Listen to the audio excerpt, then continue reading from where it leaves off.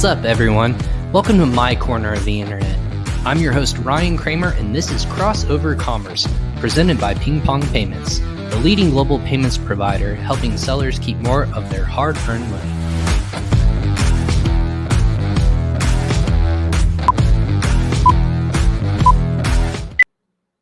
Hey, welcome everyone. Happy Thursday and welcome to another episode of Crossover Commerce. My name is Ryan Kramer and this is my corner of the internet where I bring in the best and brightest experts in the Amazon and e-commerce space that help share their insights on the most important aspects of selling online. That could be anything from product listings to logistics to sourcing to paying your VAs, but it can also mean how to keep money in your pocket and even marketing wise, how to work with different companies out there to help boost conversion rates. That's right. I'm talking about promo codes. I'm talking about any sort of extensions. I'm talking about things that are going to help your business and brand shine, but also push that customer over the edge to make them convert. Now it's different between Amazon and direct to consumer sites like on Shopify or own hosted site. We're going to be diving into that today because if you can tell, I'm very, very excited to be diving into this topic today. We're talking how coupon extensions interfere with e-commerce revenue. Not many people think about that. They think as a consumer, unfortunately, and I'll probably get grilled by our guest by this, but I actually have some of these coupon extensions on my browser. That being said, it's not a bad thing as a consumer. You might be saving money and passively, right? We might be talking about saving $1 or $2 here. You might be working on a cashback site.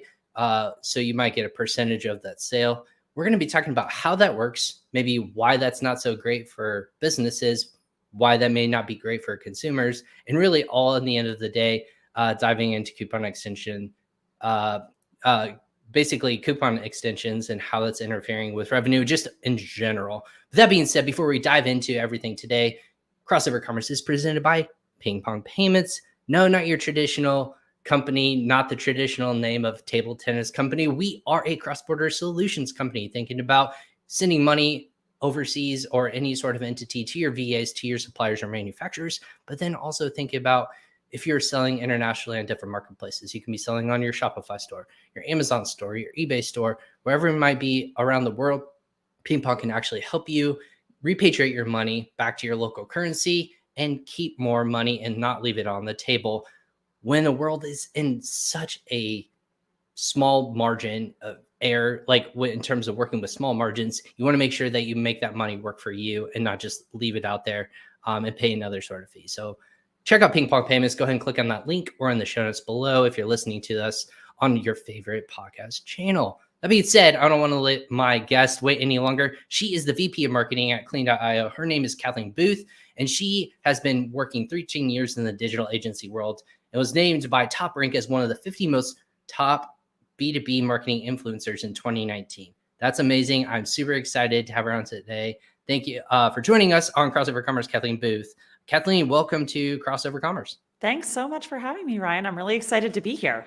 Absolutely. If you can tell, I'm a fan about the topic, but I'm a fan of what you and your team are doing. But first of all, where are we quote unquote calling in from? Where are we talking to you from? Where are you based out of to help get our international audience context of where you and your team are located? Yeah, you got it. We are based in Baltimore, Maryland, which is the east coast of the U.S. And currently sweltering through a hot summer day. So I'm excited to be inside in the air conditioning and talking to you. Right. Yeah. Maryland, I've not been to Baltimore or Annapolis. You said you were in Annapolis, but I used to live in Virginia on the East Coast. So love the I-95 corridor. Shout out to that. It's a pain to get through on a day-to-day basis, but East Coast, it never seems to hit. It always is hot in the summer, but in the winter, you seem like you're in that sweet spot, right? Winter's still a thing, but it's right when you go a little bit farther south, it's like dicey. It's like, no, that's why I don't know how to handle. That's why I live here in this part of the country, because we get 4 seasons, but none of them is really terrible. So it's a nice, happy medium. I wish it was only 4 seasons here. It feels like it's 17 seasons. It's hot and then it's cold and then it's all over the place. My leaves don't know what to do. They're like dropping in the middle of the summer. It's all over the place. But anyways, we're not talking about here to talk about whether we're talking about you and your business. So 15 years in the digital landscape, 12 years or so in the digital marketing landscape. What is that background like? Tell me from the get-go, who's Kathleen, basically? Sure. So I have kind of an unusual career journey. I spent the first 10 years of my career working in international development consulting. Um, but I had done an MBA in marketing, and part of what I did in my international development was work was specifically focus on communications and how you can use strategic communications in different projects around the world. So when I decided to get married and have kids, it was kind of hard to continue traveling all over the world. Right. So my husband and I actually started a marketing agency, and we had that company for 11 years and grew to be a national agency within the United States. We were one of HubSpot's top partners at the time, very Awesome. early in their partner ecosystem. Um, and in 2017, we decided we were ready to sold that company. And then I went in-house at a succession of different companies as head of marketing. I tend to come in early stage, probably because once an entrepreneur, always an entrepreneur. And I love helping companies grow. And I love that early stage when there's so much work to do and so much opportunity. So that's really what brought me to Clean.io, which is, we're a young company. We were founded in 2017. And so here again, just trying to come in early and take the company to the next level. So what's the mission, if you will, of Clean.io? It seems like I mean, if I'm looking at it, it feels like something is dirty or something is not right, and I need to clear it up, clean it up. But you're a tech company, so I'm going to assume it's fine with tech, right? For a listener out Yes. there.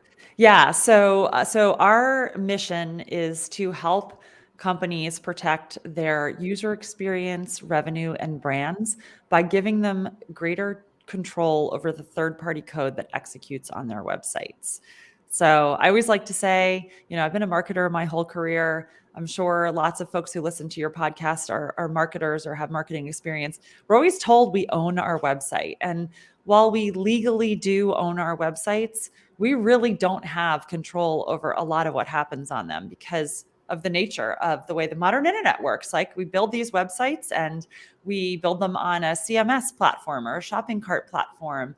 We add apps and plugins. We have script that gets added. There are browser extensions that can execute code on our site. There's so many ways that third-party code comes into our sites that can have a dramatic effect on user experience, which then, trickles down and can affect revenue, can affect brand reputation. And so we're all about giving website owners back the control so that they are able to really manage the user experience and control their own destinies. Well, I love that perspective of it's not really yours. Like in theory, this is what Amazon sellers go through nowadays. It's not really their platform that they're building on or selling on. It's truly Amazon's marketplace.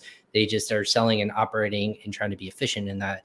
Direct to consumer is a little bit more misconceiving, right? Because you can build your website on any sort of platform, BigCommerce, Shopify, whatever that might be. But you might think like, this is it. I'm going to just drive people's eyeballs to here. They're going to just shop how they're supposed to. But then as you learn all of that, there's tools that you have to implement in order to support that, right? Like shopping cart tools, all these different like add-ons in order to help support your growing brand. But then also there's other ones that look out and try to help the consumer, quote, save money, which is what we're talking about today, right? So when people talk about e-commerce, coupon code extension browsers or anything like that, if someone's like, what are you talking about? I've never known such a thing. Like I see the little space, and sometimes it's even hidden on websites, right? Yeah. But you have to like click it and it opens it up and it's like, oh, that's where you can place a promo code. I've always been under the assumption, people might be under the assumption like, oh, I don't have anything. That's okay. Or maybe I'll search for something. Why is this such an important topic that you're passionate about and Clean.io is really working towards? Yeah, I'm so glad you asked. And I loved the distinction that you drew between like an Amazon seller and a D2C company, because, if we made a real world analogy, Amazon sellers, it's like having a stall in somebody else's market, right? Right. You don't own it, you don't control it. Like, you get to rent some space there, but you're on somebody else's land, versus the D2C retailer who has, set out specifically to have a direct relationship with their customers on quote unquote land they own, right? Like they've built their own website. They are selling right to the end customer. And that's the foundation of the whole business model. And so anything that gets in between a D2C retailer and their customer is a real problem and a huge, huge frustration for them, right? And so that's part of what we're really passionate about, and we work with a lot of brands that are on Shopify. And I love Shopify's kind of mantra of arming the rebels, right? They talk about that a lot. And I think now more than ever, that's so pertinent because we're coming, hopefully coming out of a pandemic. Let's, fingers crossed, knocking on let's wood as I say that. knock on all the wood around me. Right, exactly. Yeah. And the last, if there's one thing the last few years have taught us, it's that we really can't take our favorite independent businesses for granted, whether those are restaurants or retailers or what have you. It's because so many of them have disappeared in the last few years. And, if we want to live in a world where Amazon is the only place we buy, great. But if we don't, we need to arm those rebels, the rebels being the independent retailers, the D2C brands, the e-commerce folks, the folks that have recognized that the future is selling online and are trying to pave that path. And in arming those rebels, one of the things we need to arm them with is the ability to control what happens on their own website. That seems like a pretty reasonable thing to ask for. Much like if you owned a store, a brick and mortar store, you should have control over who is allowed to come in the front door and what happens once somebody is inside your premises. And so with coupon extensions, you asked specifically about that. I'll start with the brick and mortar analogy. If somebody walked into your store, filled their, shopping cart up with a bunch of things, came to your checkout counter, and you rang them up and they were about to hand you their credit card. Imagine if somebody ran in the front door of your store and then handed them a discount coupon right as they were handing you their credit card. They were intending to pay full price, but all of a sudden now they're not. And while that feels really good for customers, absolutely, and you alluded to this, it feels great to get a discount. To the retailer, that person did not need that discount to convert. And that's effectively what e-commerce coupon extensions are doing. And, the biggest ones, the ones that everybody has usually heard of are Honey, Capital One Shopping. They're coming in at the last mile of the buyer's journey and offering them discounts that they may or may not have qualified for. So the only other thing I'll explain is that the context I think that we need to have for this conversation is thinking about how the way coupons have been used has evolved. So before the internet, coupons were really a top of funnel marketing tool, meaning that they were sent to us in the mail or we found them in our Sunday circular in a newspaper, we cut them out. And the whole idea behind those coupons was to get somebody sitting at home who maybe wasn't thinking they were going to go buy that thing that day or that week to actually decide to do that, right? And so the famous examples are the grocery coupons, I didn't need tissues, but they're on sale, I'll get them. Or the Bed Bath & Beyond coupon that we all got in the mail for many years where I didn't need sheets or towels. 20%, yeah. Right, but I'll go because you never know what I might find and I have this coupon. And so used that way, they were very effective at driving new customers and foot traffic and even repeat business. But what has happened is now that we have the internet and all these new possibilities for how we can use coupons digitally, the way that marketers use coupons has changed considerably. So yes, we still use them top of funnel by, doing advertisements, display ads with coupons. We use emails, but they're also used outside of the top of the funnel once people are on websites to try to get them to put things in a shopping cart or to try to get them to increase the value of what they're purchasing to qualify for free shipping, or to come back when they've abandoned their cart. They're also used to reward, VIP customers. But then there's a whole other category that they're used for, or two other categories. One is affiliate marketing. So we use them to drive affiliate business, to draft off of other people's audiences, and then to track the performance of that channel. And then the last category is tracking and attribution. We use them on podcast ads, on display ads with affiliates. And the theory, at least, is that when somebody comes to our site and uses that coupon code, that should be a trustworthy indicator that they came from the channel where that code was used. In theory. Now, that's the table setting. Unfortunately, what happens is people may come in through affiliates. They may come in through your podcast ad or what have you. They come to your site, they put things in their cart, and yet when they get to checkout, regardless of whether they've entered a code or they haven't, if they have a coupon extension and it activates, the coupon extension is going to auto inject all of the codes it has until it finds the one with the highest value, and it's going to resolve to that. And so if you came in from an affiliate code, but Honey has a more valuable coupon, it's going to replace the code you came in with. If you came in from a Facebook ad and your coupon extension activates, the cookie that it places is going to make it look like the coupon extension drove the business and not the Facebook ad. So all of a sudden, and I'll wrap up in a second so that you can ask questions, but all of a sudden we have this very murky attribution picture where we don't really know where our sales are coming from. It looks like coupon extensions are driving a lot of business. And then also our average order value is going down because these large volumes of people are using coupons that we didn't intend to give them.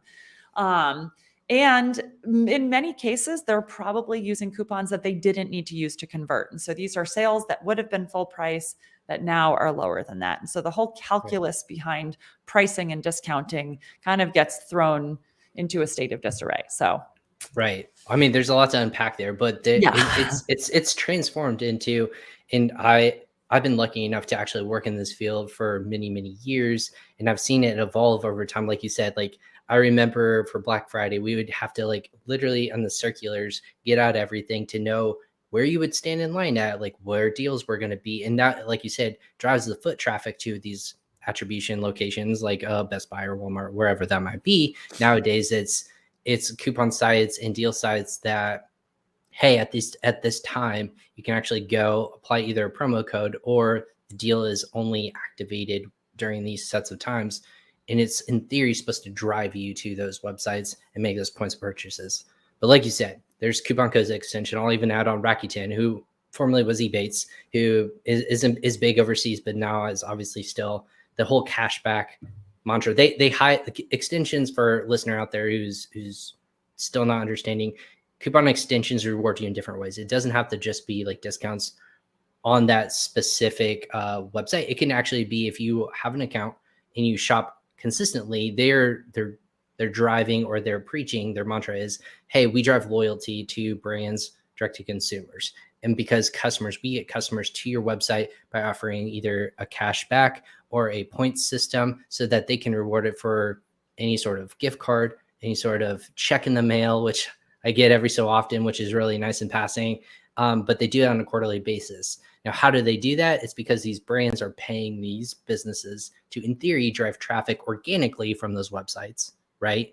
And they're giving them a percentage of sale, 10%. It could be as high as 75%. It really just depends on the industry that you're in this and what you're selling.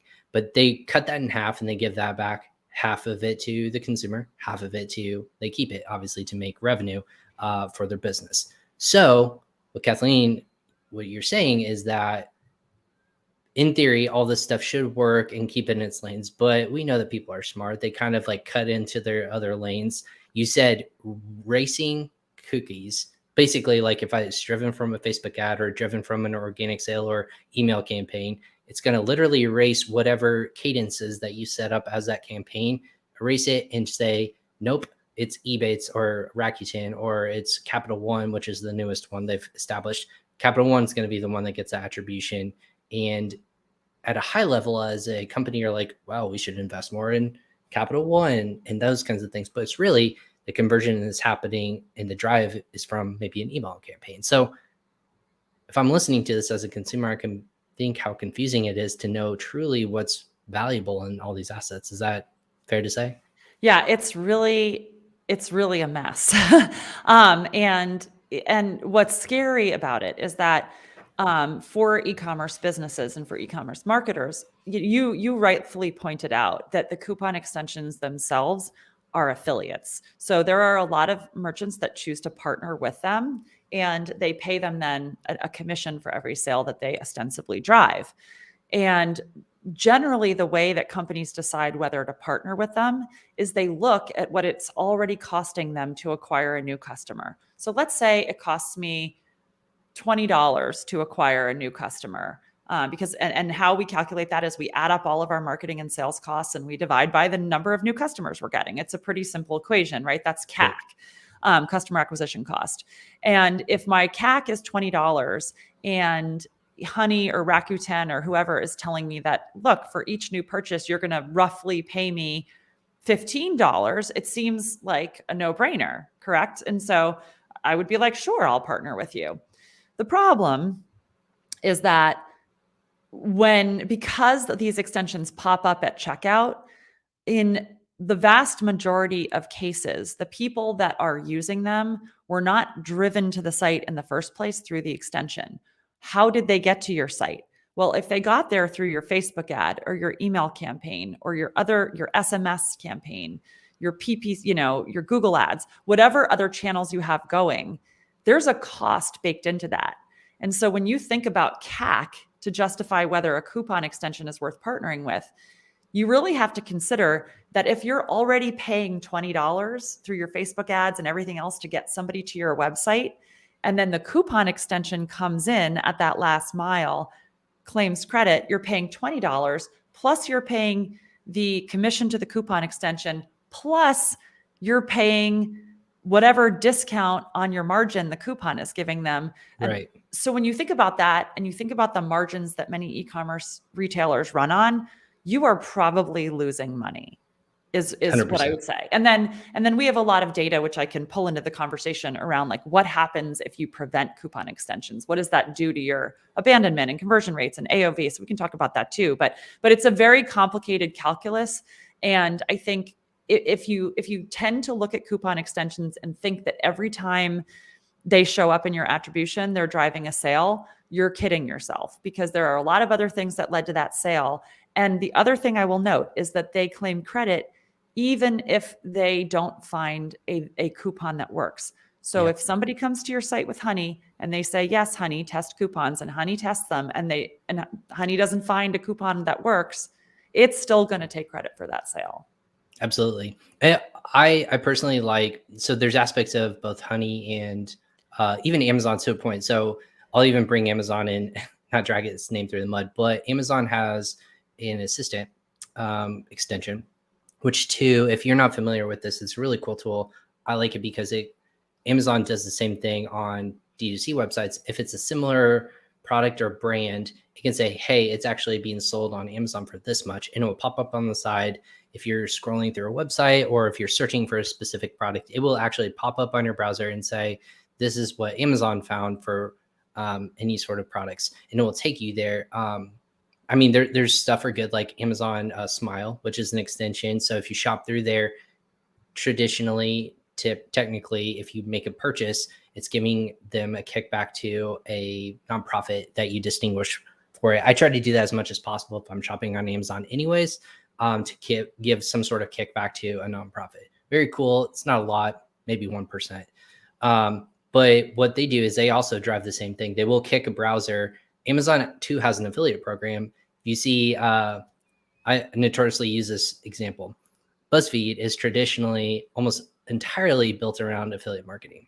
If you see anything of the number of like 22 best Christmas present ideas under $25, super long-tailed keyword title. But then also everything in there is buy it on Amazon, click, that is an affiliate link. So it is literally driving any sort of browser extension or anything like that is giving attribution to BuzzFeed.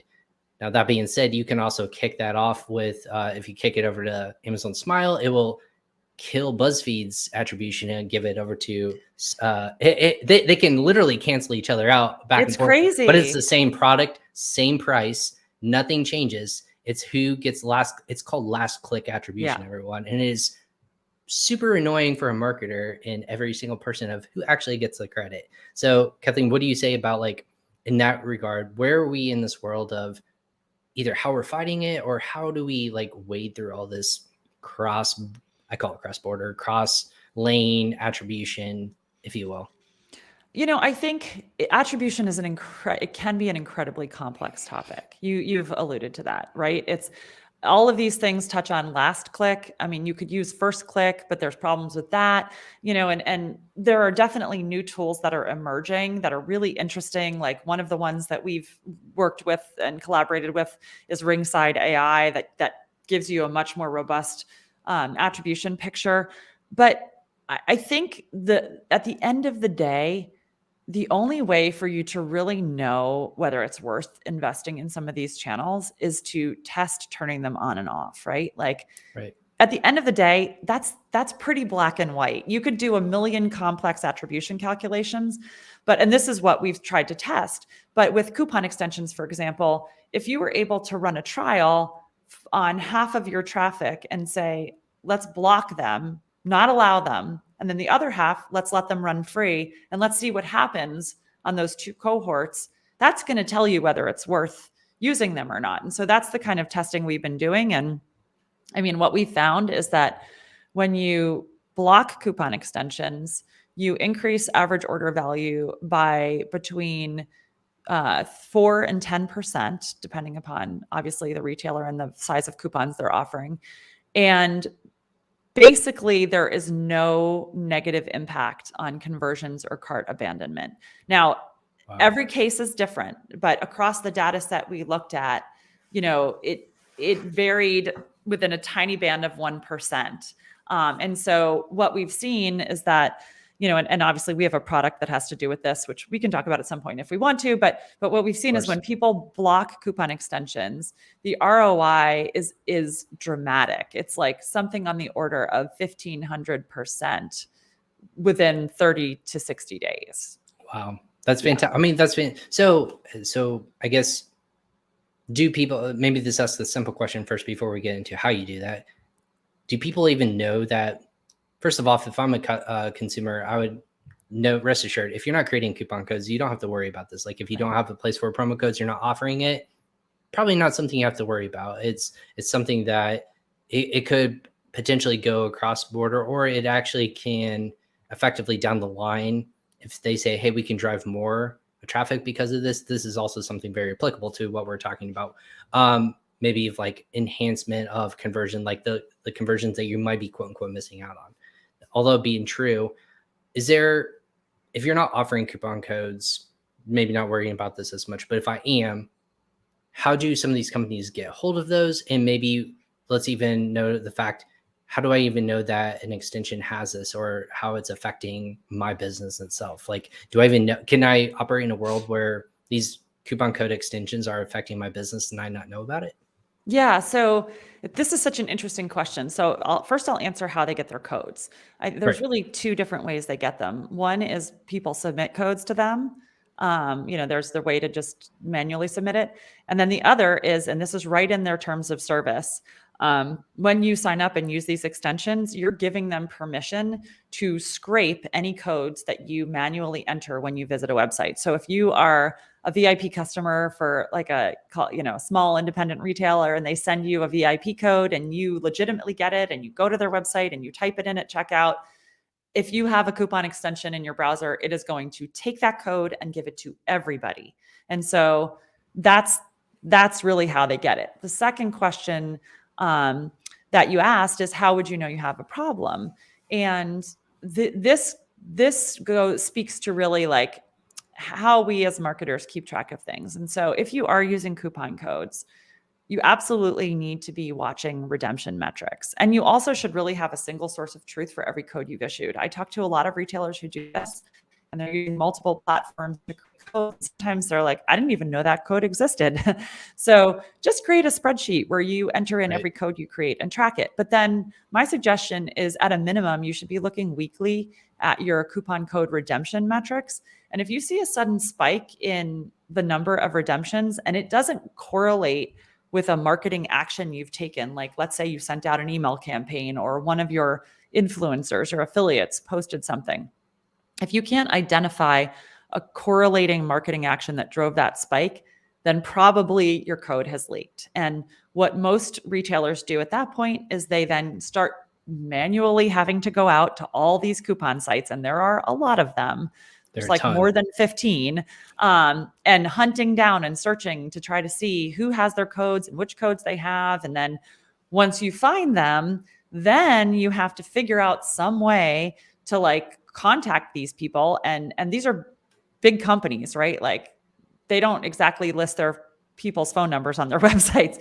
So you have to find a way to get in touch with them and send them something and say, please take my code down. And the retailers we have spoken with have had very mixed results with that. Sometimes they're successful. Other times they're told, sorry, we can't help you. Other times they're told, hey, if you join our partner program, which effectively means you're using them as an affiliate and then paying them, then you'll have more control over the codes that we give out. And so it's very, very, very frustrating experience for retailers and extremely time consuming, especially when you consider that you go through this on a weekly basis. And then, the thing is you might deprecate the code you issued that leaked, then you issue a new one, but that new one could leak the next week too, because of the way the extensions function. So a lot of the retailers we work with have described it as being like, on a hamster wheel where you're spending a couple of hours every week chasing down the same codes over and over, and more often than not getting a very satisfactory result. That's how the inside of my mind looked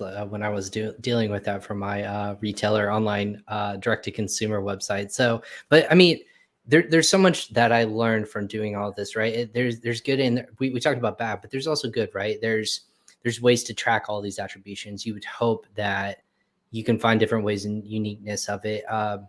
For example, my tips I always tell people, either make them customized code for one-off people. So if you're sending it as a loyalty thing, make it alphanumeric and make a unique code to each individual email that you're sending out. Not only is it easier to see if it's redeemed or not, and who's redeeming it because it's tied to email or account, but you can know that if it leaks, there's only one that exists out there, and it can't just be abused and whatnot. So that's what I found to be successful. And then second, if you are working with a specific an extension, my favorite company I worked with was Brad's Deals, for example.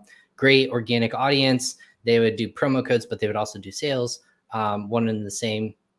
They would actually request, and I know companies do this still, is be an exclusive code, which you put like their name in it. For example, if you're working with them, it would be like Brad's Deals 15 or Brad's Deals, whatever. And that way I would be able to know like if it wasn't abused, it's coming straight from that source. I can still attribute it to their model. If it came from any other source and they try to claim that code, I'd be like, nope, you're not getting your commission, and that they can't fight it because the code is not theirs. Is there any other tips that you would suggest maybe for like combating it? Yeah, I mean, I think that you're spot on that when you can, you should use single-use codes. And there are a lot of tools that have popped up to make that easier. And those work really well for email campaigns and SMS campaigns. Unfortunately, they don't work well for display campaigns, for PPC, for affiliate campaigns, for podcast advertising. Like there are still certain use cases where if you want to use them as a marketing channel, you're going to need a general code like you described. And so certainly at a minimum, I think if you're going to be doing these things, you better have a really tight process in place to consistently watch your metrics to catch when this is happening. And then, as I described earlier, you can always try and chase the codes down manually. I mean, we obviously have a product we sell that makes it much easier to solve for, but that might not be right for everybody. And so there are definitely manual things you can do. But the smartest thing is to just, I call it practicing good coupon hygiene, like having that single source of truth for what codes you've created, watching them on a regular basis, and then moving quickly to shut down any codes that have leaked and replace them with new ones. Right. I guess maybe another good bank tip that you can provide people, Kathleen, is be how often or how much should I have at any one given time? Does that make sense? Like how many should I have floating around out there in order to maybe have a wrangle on it all? I wish there was a simple answer to that. It's with most things in marketing, it depends. Like I think you should have as many as you need to use the channels that you've chosen effectively, and so larger brands are going to have a lot of different channels activated at the same time. They might be working, and if you have, for example, an ambassador program or an affiliate program, you could have hundreds of affiliates or ambassadors, in which case you need hundreds of different codes. If you're not doing that, you might only need one or two codes because you're doing a podcast ad or a display ad. So it really does depend on the type of marketing you're doing. And so I think it's less about the volume of codes and more about just how tightly you're keeping track of things on the back end. If we're maybe a little bit more advanced as a direct-to-consumer brand, would it behoove us to make customized landing pages that either activate from a specific link or specific URL? Is that something that you can get as intricate as knowing that it'll activate specifically if it comes from any other source? You can't get there, like it's a hidden route basically to get there, and it's only active for a period of time? Yeah, absolutely. I think where you can do that also, do it. Use tracking URLs, use dedicated landing pages. But again, much like single use codes, there are certain channels. For example, podcast advertising, you could say a URL on here, but odds are somebody's going to have a harder time remembering a URL if they hear it audibly than they are knowing, like, just go to clean.io and enter welcome 10. That's not a real code, Right. by the way. Don't enter that anywhere. Don't do it. But, like, that's easier to remember than me saying, go to clean.io/blah, blah, blah.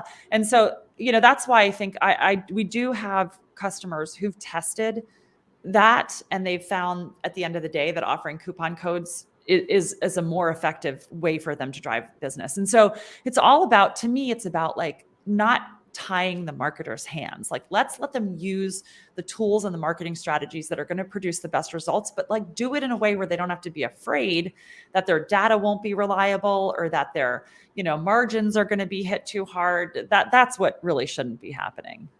Absolutely. And I think at the end of the day, if you aren't keeping an eye on this too, like you're just actively throwing stuff out there, you need to rein it back in, because ultimately we don't want it to affect people to a point where you're just losing money per transaction. Like sometimes it's a test campaign where you need to see, like, maybe I will lose on some of these products, but at the end of the day, there's lots of cool campaigns that you can put together in order to maybe drive up average order size or to activate free shipping. My favorite campaign out there is that I've seen to date creatively is put in your zip code or put in something to see if you qualify for free shipping.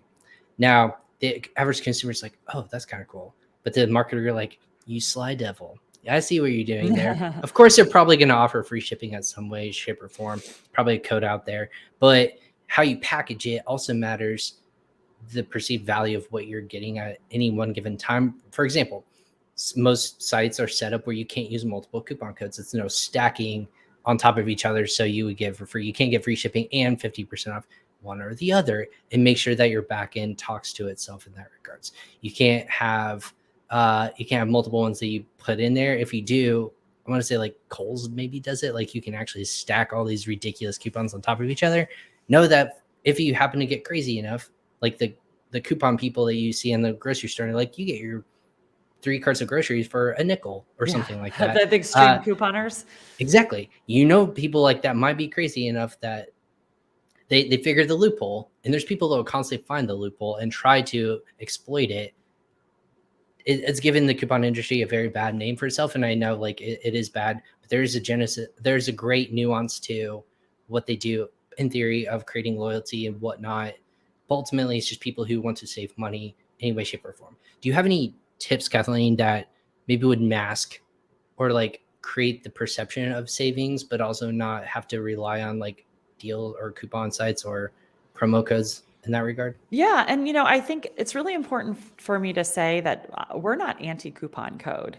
Right. In fact, I look at this as we're protecting the retailer's ability to issue coupon codes. Like if we want retailers to be able to continue giving us coupons in the center, we need to give them the ability to control how they're disseminated, right? Otherwise, they're just going to stop issuing them, which is bad for everybody. So it's not that we don't want to save people money, but I think given the situation, given the world we currently live in, where coupon extensions have made it difficult to near impossible for retailers to control this, some of the things, obviously, if you can put protection in place, you should. Something like what we offer. But beyond that, that's why I think you do see a lot of larger retailers offering the general use codes they offer tend to be codes that they put right on their website homepage, and they Right. make them visible for everybody. Because it's like, this is the devil we know. We're going to give everybody, 10% off of their purchase. And they can work that into their pricing then and make sure they're still making their margins. But it prevents people from leaving the site and looking for another coupon, right? I mean, that's part of the problem with coupon extensions and promo code boxes, is that as soon as they pop up, it alerts people to the possibility that they could be getting a deal. And so that's why, sometimes they leave the website and they go to the Retail Me Nots or, the other websites of the world where they can search manually for coupon codes and test them. And that's a friction-filled process. But if you can put a code front and center on your site and give people the peace of mind that they're already getting a deal before they even put things in their shopping cart, then they're going to stay focused on completing their purchase and not, leave that journey to try to go find some other deal. Like an autofill, or like, hey, like we already we did you a favor. We put in a promo code for you, or something That's like exactly that. right. Yeah. Where it's it's in the hello bar on your website. They click it and it gets immediately applied, and then they can shop knowing that they're already going to get that 10% off on everything they put in their cart. Is the best form of trying to quote unquote get a promo code? Do you think it's always the banner, the same banner, if you will, but like, hey, put in your email and you get an email to 20% off coupon code? You almost in theory want to think that that's going to guarantee or have a really high percentage of throughput as a customer or as a client, or website, I should say, but know that they're going to put in their email address. But you're twofold, right? You're offering the same coupon to everyone, but in return, you're also getting their email address, capturing more data, more ability to like blast out there, trying to get repeat business, things like that. Is almost like the trade-off, if you will, of, all right, if I get you this, you give me this, kind of, sort of. Is that been successful? We do see a lot of retailers, when you first get to their site, you'll see join our email newsletter list in exchange for some discount. That's a really common one. And that's a really frustrating one for the retailer when that code leaks, because then coupon extensions give everybody the discount and they don't have to sign up for the email newsletter list. But I mean, I think, and this is true for like every business these days, given what's happening with third-party cookies and privacy. All of us, no matter what business we're in, whether it's e-commerce or B2B software or what have you, we should all be thinking about building out what's called zero-party data, which is owning our own audiences. And the best way to do that is to get people to opt in to hearing from us and to give us their email addresses. That's an audience you truly do own. Going back to that concept of own versus rent, like we all need to be thinking about that given the direction the world is going with cookies and privacy. Right. What about so in that kind of in that sort of celebration of what we're trying to do, what is it that you guys are focused, like I say you guys, you and your team, like your vision, what does that look like in the world? You've conceptualized, how do we protect people, but also make it so that the relationship is not, we're putting people back in their lanes, right? Like the marketing channels that they're supposed to operate under, that they're truly can work without interference. What is it that you're trying to, it's almost like wrangling people back in. How is Clean.io wrangling everyone into their corners or their lanes respectfully? Yeah, I mean, I think the only reason that we exist is that companies like the coupon extensions have made it impossible for retailers, right? They've created a situation where retailers feel like their hands are tied. And so our whole goal is to come in and to restore some balance of power and to say, yes, customers should be able to save money and should be able to use coupons. But the retailers that issue those coupons should be able to have control over them. And our platform is growing. We're looking at adding other elements to it, but they're all going to revolve around this notion that when you build your website, you should be able to control what happens on it. And so, we're never going to turn back the clock and live in a world where we're not adding third-party code to our sites. If anything, it's just going to get more so. But we should be able to do that in a way where website owners feel the confidence that when they add that code, they're going to be able to control how it affects user experience, brand, and revenue. Amazing. What about, in the world that I think like technology you wanted to work for you, do you have any as a consumer, are you opting into any sort of other ways to find pricing? I think at the end of the day, right, I don't think it's the consumer's fault or the company's fault. I think at the end of the day, people want to know they're not getting ripped off, right? They want to know, I don't want to turn around one day, know I bought my phone for $800 and then know I could have bought it for $750 Yeah. tomorrow or down the street or anything like that. People are just like insecure. Like, I don't want to spend more money than I have to. But at the end of the day, maybe we're all cheap and we want to feel like that. Or, I mean, It's a great it's perceived question. value. It's Yeah.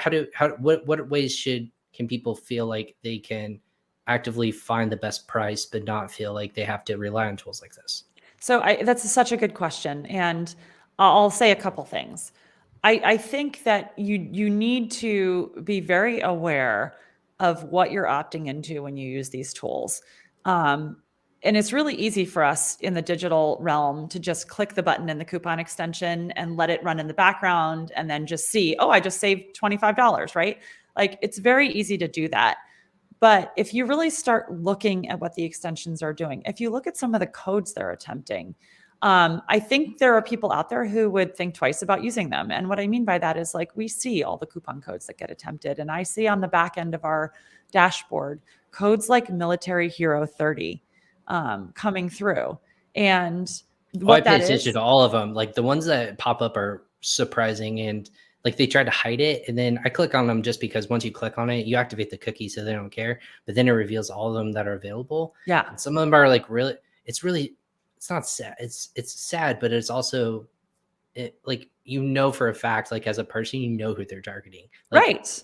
It's people very with family and obvious. friends, or yeah, there's even companies out there who are saying, if you put in, and I think it's id.me, if you've heard of them before, they actually put in military, you get assigned, if you're a first responder, EMS or something like that, you put in your military information basically, or your code that you get, or ID you get from them, and they verify all that stuff with national databases from the government, and then they apply that to a code. But then those same information gets abused and is actually put into the same ecosystem, which is so bizarre if you think about the where it's stemming from.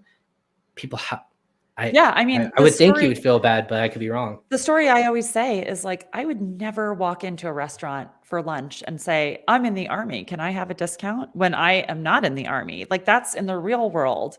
That is called stolen valor. And yet we do it online. And that's just one example. I mean, we've seen codes aimed at teachers and healthcare workers. We've seen employee discounts wind up getting into coupon extensions. And so the parallel I would draw is honestly to what happened with Napster many years ago, where I might have legitimately bought digital music and decided I'm going to share it with a friend. And it seems very innocuous, like, sure, who doesn't want to get free music?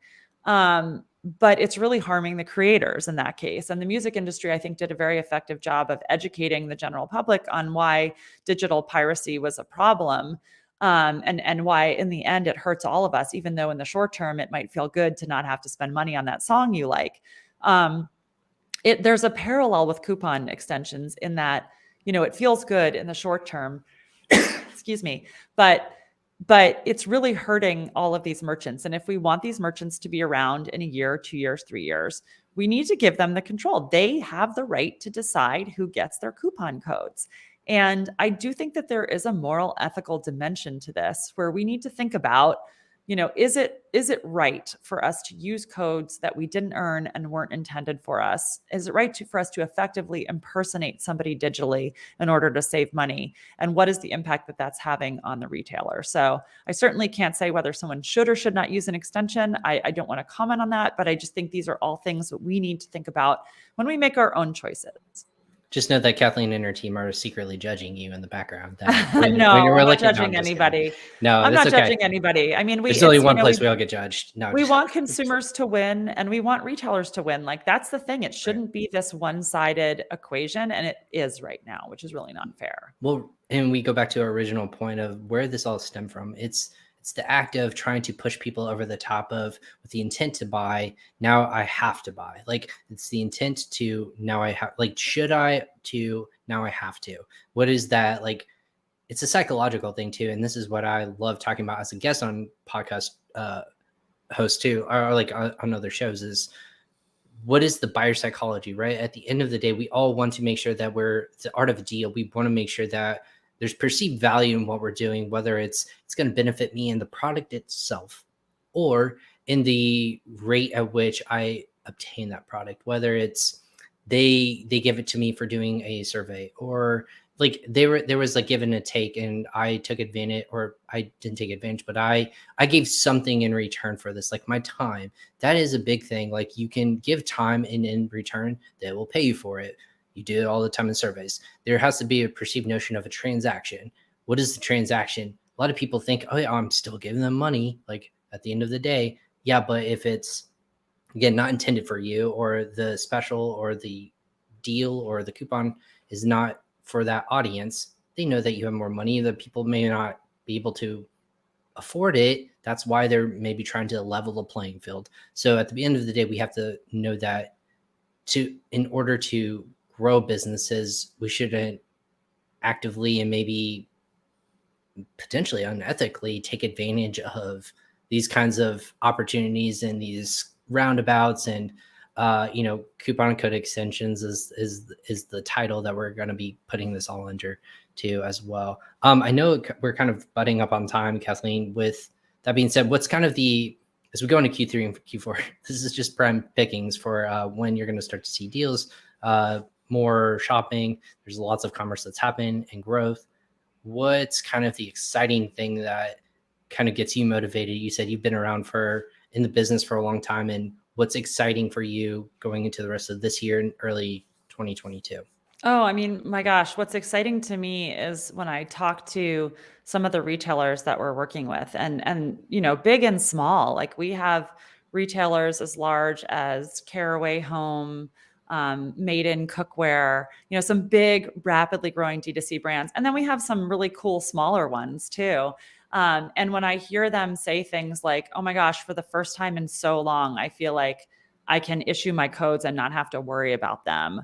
Or I feel like one of our retailers, a company called Road ID, they had put a stop to growing their customer ambassador program because they had this code issue. And when I hear them say something like, now that we fixed the code leakage problem, like they doubled the size of their ambassador program in 3 months. Like that's what gets me excited, because we are coming into this crucial time of the year. And if people feel like their hands are tied, they're going to go in at a disadvantage to the most important time of the year. And you don't get those few months back, right? So for them to be able to go in and have all of the marketing channels available to them, to be able to trust their attribution data, to know that they're going to be not, taking a hit on their AOV, like that, it really does get me excited, and it makes me feel good, because these are brands that are doing really cool things, and they're the future of retail, a lot of these D2C companies. So we love supporting them. Absolutely. And at the end of the day, this is what I also try to educate people on, and you hit it on the head, is a lot of these businesses are small businesses, small to medium-sized businesses, that maybe they do, or maybe they don't even have a storefront somewhere in your town, that you might not know that they're also selling on either an Amazon or also on their own website, that someone around the world now has access and the ability to, in theory, purchase that product. The ability for technology to grow in that context, we should be supporting that in its efforts to grow naturally and supporting that business, like you had mentioned, but also and not deeming the fact of technology is all evil and whatnot. There's so much beauty in being able to know that small businesses' products can now get to the other side of the world and maybe help out somebody else, whether their product or service or whatever that might be. So that's really cool. Are you, is there anything that you're seeing like in today's age that's kind of like maybe a trend that not enough people are talking about? You're also a podcast host, so I also want to make sure that we give that shout out to you. Are you hearing anything? Are you seeing anything as an expert in the field that we're not paying attention to? I think it goes back to what I said earlier, which is that, the trend I'm seeing, and the other product that we have has to do with protecting large online media companies from dangers that they incur through the programmatic advertising ecosystem. So one half of our customer base is companies like the Boston Globe and CBS Interactive, and then the other half are these D2C brands. And what I'm seeing in the media space is going to hit the rest of us very soon, which is, as I mentioned earlier, the need to develop what I like to call zero-party data. So many of us have relied on paid media for a very long time to drive business and to scale, and especially things like retargeting. That's really going to get harder in the future as third-party cookies are deprecated, and as privacy measures get rolled out across iOS, across other platforms. And so preparing now for those changes and assuming they're coming, even though the timeline is a little bit murky, is critical. And if you look at the media business where they live and die by audience, what they're all doing is they're moving to these newsletter strategies where they're able to build up really robust email lists, and they're investing in very, very, very high quality content to drive regular readership through email newsletters. I'm looking at that. I think that's something that any business in any industry can look at as a really good way to future-proof their ability to own their own audience and to be able to scale that way. That's awesome. So into the other side of the point I mentioned, you have a podcast. Would love to hear like what it's about. Where can we find you? How am I tuning in for the next episode? You said you had an episode today. Sure. So yeah, I've been the host of a podcast called the Inbound Success Podcast for the last 4 years. I can hardly believe it's been that long.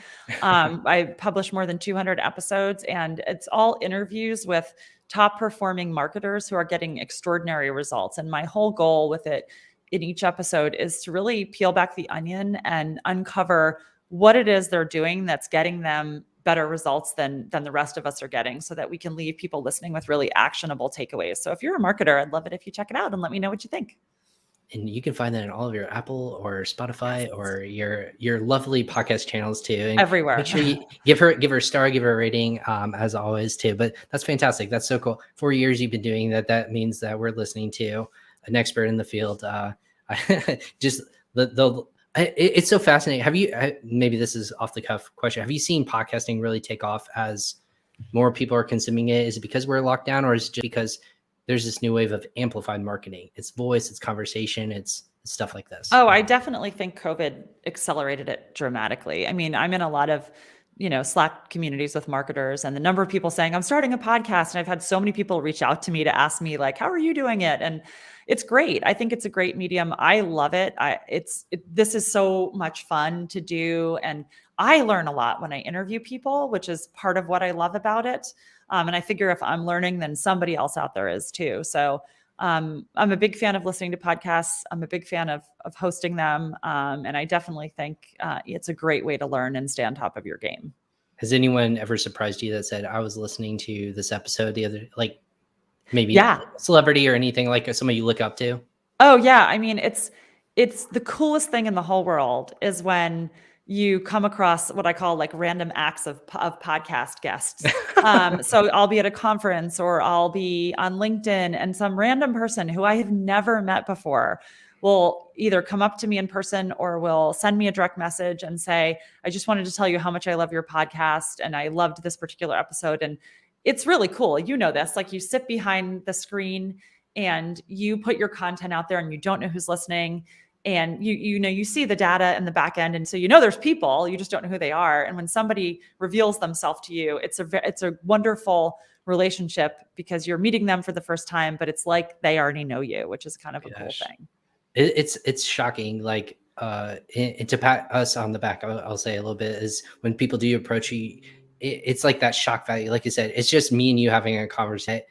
Whoever wants to lend their ears or eyes, this is what's amazing about this experience. But then also the people who want to like actively opt into it, it's almost like you're winning their time. It's passively winning over their ability to get their attention. Does that make sense? Like, it's not the active sales call. It's like, I know you're busy right now, but I need to talk to you instantaneously. It's that conversational aspect of what you're bringing to the industry is valuable in itself, but also the diversification and, just the nature of how you present it too. Like, there's a lot of podcasts that suck. Like, let's be honest, they're out there. They stop for that reason. They're like, I don't know if anyone's listening, or I don't have the vision, but just be consistent. Know that you're going to have those rough patches, but you're going to have amazing conversations like we did today. So again, Kathleen, thank you so much for stopping by our corner of the internet, I like to call it, and just chatting with me about one of my favorite topics, affiliate marketing, but also coupon codes and how we're going to innovate and grow in the world.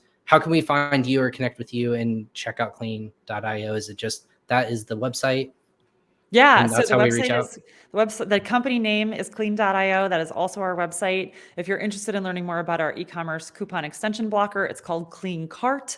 We offer a 14-day free trial, so head to the website and you can request that. And if you're interested in asking me a question, connect with me on LinkedIn. I see my link is on the screen, but I'm pretty easy to find on there if you search Kathleen Booth, and I do connect with anybody, and I'm happy to answer your questions there.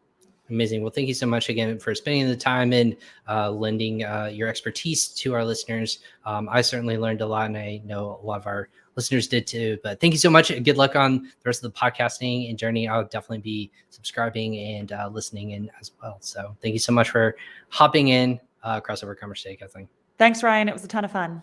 Awesome. And again, everyone else, thank you so much for hopping on Crossover Commerce today. We appreciate everyone. If you're tuning in just for a few minutes, or if you sat through our entire interview, we will break this down into some great actionable takeaways on our channel. Again, thanks to our partners at Casted.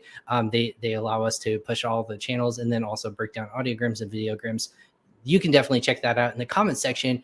In all of our episodes that we published on audio format, but video format, we're catching up, and you can find them on YouTube, but then they'll be broken down with our friends over at Casted. So I just want to give them a quick shout out to. They've been fantastic to work with as well. But this is Crossover Commerce. This is episode 144. We talked about coupon extensions, as well as how to protect yourself from negligent and bad actors, but then also how to make coupon codes work for you. And tools like clean.io are going to be able to help you out. Make sure you check out Kathleen's podcast, and then also follow her on LinkedIn as well. I'm Ryan Kramer. Again, this is my show, Crossover Commerce. We have episode 5 of the week coming tomorrow. Again, 145. It will be how to get regular local media coverage without spending a dime with Mickey Kennedy. You definitely want to check that out, but make sure you tune in again tomorrow. Click the notification bell, subscribe to our channels, and of course, rate us on podcast channels, wherever you might listen to a podcast. I'm Ryan Kramer. If I haven't told you enough already today, I appreciate your time, your listening, and we'll catch you guys next time. Take care.